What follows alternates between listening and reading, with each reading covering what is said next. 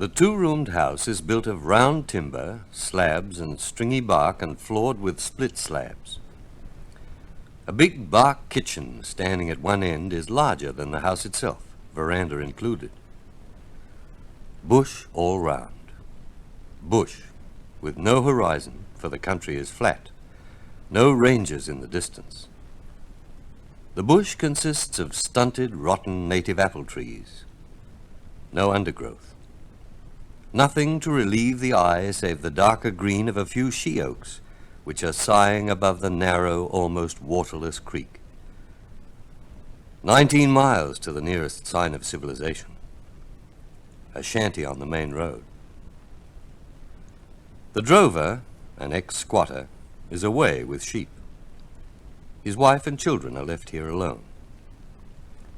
4 ragged, dried-up-looking children are playing about the house. Suddenly, one of them yells, "Snake! Mother, here's a snake!" The gaunt, sun-browned bushwoman dashes from the kitchen, snatches her baby from the ground, holds it on her left hip, and reaches for a stick. "Where is it?" "Here! Gone into the wood heap!" yells the eldest boy, a sharp-faced urchin of 11. "Stop there, Mother! I'll have him! Stand back! I'll have the beggar! Tommy, come here or you'll be bit! Come here at once when I tell you, you little wretch!" The youngster comes reluctantly, carrying a stick bigger than himself. Then he yells triumphantly, "There it goes, under the house!" and darts away with club uplifted. At the same time, the big, black, yellow-eyed dog of all breeds, who has shown the wildest interest in the proceedings, breaks his chain and rushes after that snake. He is a moment late, however, and his nose reaches the crack in the slabs just as the end of its tail disappears. Almost at the same moment, the boy's club comes down and skins the aforesaid nose. Alligator takes small notice of this and proceeds to undermine the building, but he is subdued after a struggle and chained up. They cannot afford to lose him. The drover's wife makes the children stand together near the doghouse while she watches for the snake. She gets 2 small dishes of milk and sets them down near the wall to tempt it to come out. But an hour goes by and it does not show itself. It is near sunset, and a thunderstorm is coming. The children must be brought inside. She will not take them into the house, for she knows the snake is there, and may at any moment come up through a crack in the rough slab floor. So she carries several armfuls of firewood into the kitchen and then takes the children there. The kitchen has no floor, or rather an earthen one, called a ground floor in this part of the bush. There is a large, roughly made table in the center of the place. She brings the children in and makes them get on this table. They are 2 boys and 2 girls, mere babies. She gives them some supper, and then, before it gets dark, she goes into the house and snatches up some pillows and bedclothes, expecting to see or lay her hand on the snake any minute. She makes a bed on the kitchen table for the children and sits down beside it to watch all night. She has an eye on the corner and a green sapling club laid in readiness on the dresser by her side. Also, her sewing basket and a copy of the young lady's journal. She has brought the dog into the room. Tommy turns in under protest, but says he'll lie awake all night and smash that blinking snake. His mother asks him how many times she has told him not to swear. He has his club with him under the bedclothes, and Jackie protests.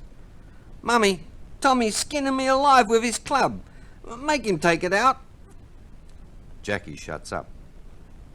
"If you're bit," says Tommy after a pause, "you'll swell up and smell and turn red and green and blue all over until you bust. Won't he, Mother?" "Now then, don't frighten the child. Go to sleep," she says. The 2 younger children go to sleep, and now and then Jackie complains of being skeezed. More room is made for him. Presently Tommy says, "Mother, listen to them blinking little possums. I'd like to screw their damn necks." and Jackie protests drowsily. But they don't hurt us, the little devils. Mother. There, I told you you'd teach Jackie to swear. But the remark makes her smile. Jackie goes to sleep.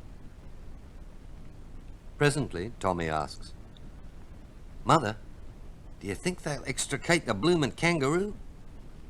Lord, how am I to know, child? Go to sleep. Will you wake me if the snake comes out? Yes, go to sleep. Near midnight. The children are all asleep, and she sits there still sewing and reading by turns. From time to time she glances round the floor and wall plate, and whenever she hears a noise she reaches for the stick. The thunderstorm comes on, and the wind, rushing through the cracks in the slab wall, threatens to blow out her candle. She places it on a sheltered part of the dresser and fixes up a newspaper to protect it. At every flash of lightning, the cracks between the slabs gleam like polished silver. The thunder rolls, and the rain comes down in torrents. Alligator lies at full length on the floor with his eyes turned towards the partition. She knows by this that the snake is there. There are large cracks in that wall opening under the floor of the dwelling house. She is not a coward, but recent events have shaken her nerves. A little son of her brother-in-law was lately bitten by a snake and died. Besides, she has not heard from her husband for 6 months and is anxious about him. He was a drover and started squatting here when they were married. The drought of 1895 ruined him. He had to sacrifice the remnant of his flock and go droving again. He intends to move his family into the nearest town when he comes back, and in the meantime his brother, who keeps a shanty on the main road, comes over about once a month with provisions. The wife has still a couple of cows, 1 horse, and a few sheep. The brother-in-law kills one of the latter occasionally, gives her what she needs of it, and takes the rest in return for other provisions. She is used to being left alone. She once lived like this for 18 months. As a girl, she built the usual castles in the air, but all her girlish hopes and aspirations have long been dead. She finds all the excitement and recreation she needs in the young lady's journal, and, heaven help her, takes a pleasure in the fashion plates. Her husband is an Australian, and so is she. He's careless, but a good enough husband. If he had the means, he'd take her to the city and keep her there like a princess. They're used to being apart, or at least she is. No use fretting, she says. He may forget sometimes that he's married, but if he has a good check when he comes back, he'll give most of it to her. When he had money, he took her to the city several times, hired a railway sleeping compartment, and put up at the best hotels. He also bought her a buggy, but they had to sacrifice that along with the rest. The last 2 children were born in the bush, one while her husband was bringing a drunken doctor by force to attend her. She was alone on this occasion and very weak. She'd been ill with fever. She prayed to God to send her assistance. God sent King Jimmy first, and he sent Black Mary. He put his black face around the doorpost, took in the situation at a glance, and said cheerfully, "All right, missus. I'd bring my old woman. She down along a creek." One of the children died while she was here alone. She rode 19 miles for assistance, carrying the dead child. It must be near 1 or 2 o'clock. The fire is burning low. Alligator lies with his head resting on his paws and watches the wall. He's not a very beautiful dog, and the light shows numerous old wounds where the hair will not grow. He's afraid of nothing on the face of the earth or under it. He will tackle a bullock as readily as he'll tackle a flea. He hates all other dogs except kangaroo dogs, and has a marked dislike to friends or relations of the family. They seldom call, however. He sometimes makes friends with strangers. He hates snakes and has killed many, but he will be bitten some day and die. Most snake dogs end that way. Now and then the bushwoman lays down her work and watches and listens and thinks. She thinks of things in her own life, for there is little else to think about. The rain will make the grass grow, and this reminds her how she fought a bushfire once while her husband was away. The grass was long and very dry, and the fire threatened to burn her out. She put on an old pair of her husband's trousers and beat out the flames with a green bough, till great drops of sooty perspiration stood out on her forehead and ran in streaks down her blackened arms. The sight of his mother in trousers greatly amused Tommy, who worked like a little hero by her side, but the terrified baby howled lustily for his mummy. The fire would have mastered her, but for 4 excited bushmen who arrived in the nick of time. It was a mixed-up affair all round. When she went to take up the baby, he screamed and struggled convulsively, thinking it was a black man. And Alligator, trusting more to the child's sense than his own instinct, charged furiously, and, being old and slightly deaf, did not in his excitement at first recognize his mistress's voice, but continued to hang on to the moleskins until choked off by Tommy with a saddle strap. The dog's sorrow for his blunder, and his anxiety to let it be known that it was all a mistake, was as evident as his ragged tail and a 12-inch grin could make it. It was a glorious time for the boys, a day to look back to, and talk about, and laugh over for many years. She thinks how she fought a flood during her husband's absence. She stood for hours in the drenching downpour and had dug an overflow gutter to save the dam across the creek. But she could not save it. There are things that a bushwoman cannot do. Next morning the dam was broken and her heart was nearly broken too, for she thought how her husband would feel when he came home and saw the result of years of labor swept away. She cried then. She also fought the pleuropneumonia, dosed and bled the few remaining cattle, and wept again when her 2 best cows died. Again she fought a mad bullock that besieged the house for a day. She made bullets and fired at him through cracks in the slabs with an old shotgun. He was dead in the morning. She skinned him and got 17 and 6pence for the hide. She also fights the crows and eagles that have designs on her chickens. Her plan of campaign is very original. The children cry, "Crows, mother!" and she rushes out and aims a broomstick at the birds as though it were a gun and says, "Bang!" The crows leave in a hurry. They're cunning, but a woman's cunning is greater. Occasionally a bushman in the horrors, or a villainous-looking sundowner, comes and nearly scares the life out of her. She generally tells the suspicious-looking stranger that her husband and 2 sons are at work below the dam or over at the yard, for he always cunningly inquires for the boss. Only last week a gallows-faced swagman, having satisfied himself that there were no men on the place, threw his swag down on the veranda and demanded tucker.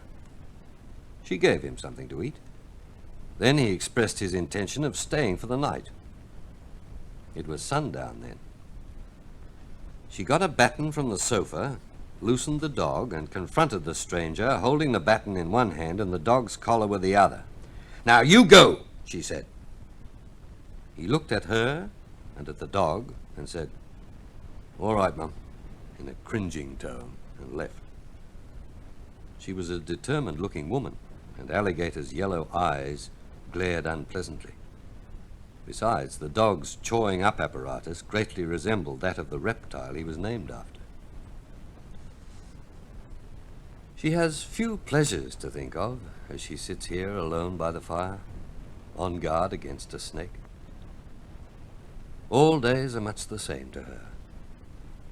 But on Sunday afternoon she dresses herself, tidies the children, smartens up baby, and goes for a lonely walk along the bush track, pushing an old perambulator in front of her. She does this every Sunday.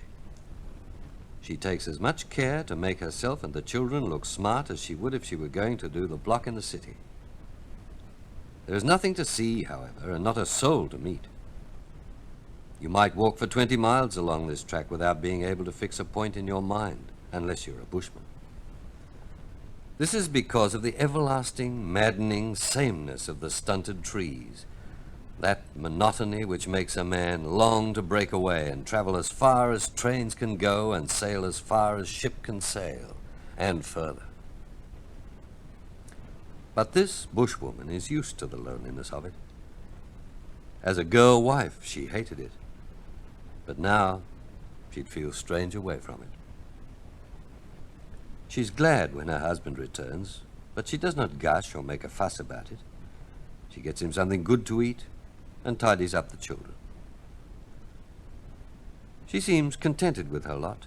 She loves her children, but has no time to show it.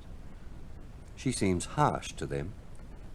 Her surroundings are not favorable to the development of the womanly or sentimental side of nature. It must be near morning now, but the clock is in the dwelling house. Her candle is nearly done. She forgot that she was out of candles. Some more wood must be got to keep the fire up, and so she shuts the dog inside and hurries round to the wood heap. The rain has cleared off. She seizes a stick, pulls it out, and crash! The whole pile collapses. Yesterday she bargained with a stray blackfellow to bring her some wood, and while he was at work she went in search of a missing cow. She was absent an hour or so, and the native black made good use of his time. On her return she was so astonished to see a good heap of wood by the chimney that she gave him an extra fig of tobacco and praised him for not being lazy. He thanked her and left with head erect and chest well out. He was the last of his tribe and a king, but he had built that wood heap hollow. She is hurt now, and tears spring to her eyes as she sits down again by the table. She takes up a handkerchief to wipe the tears away, but pokes her eyes with her bare fingers instead.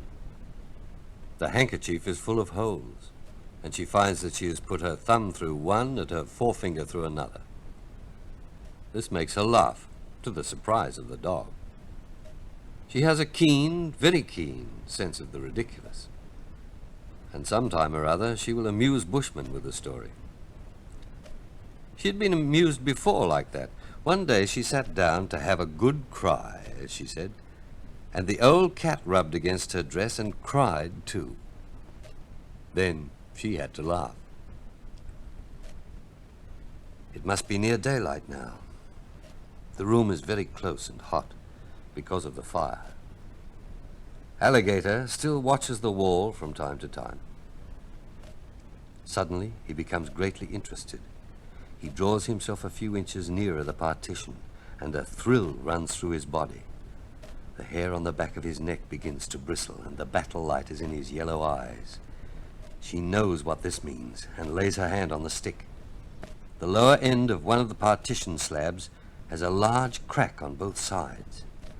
An evil pair of small, bright, bead-like eyes glisten at one of these holes.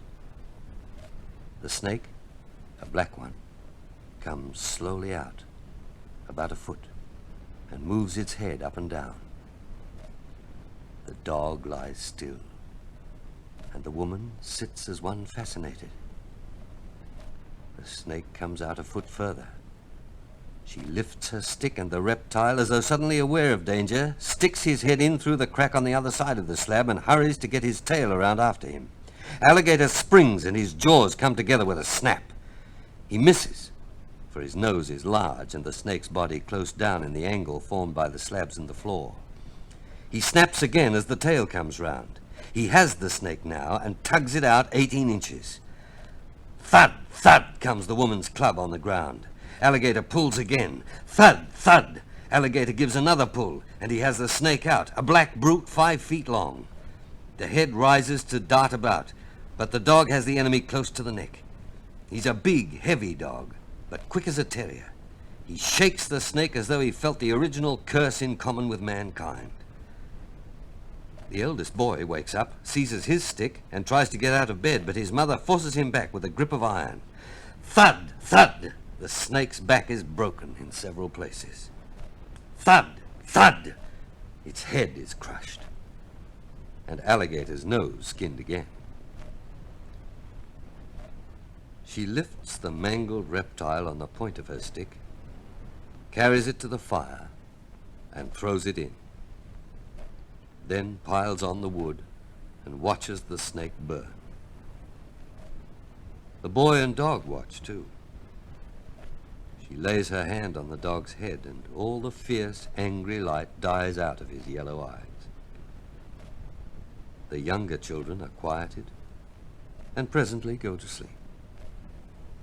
The dirty-legged boy stands for a moment in his shirt, watching the fire. Presently he looks up to her, sees the tears in her eyes, and throwing his arms around her neck exclaims, "Mother, I won't never go droving. Blast me if I do."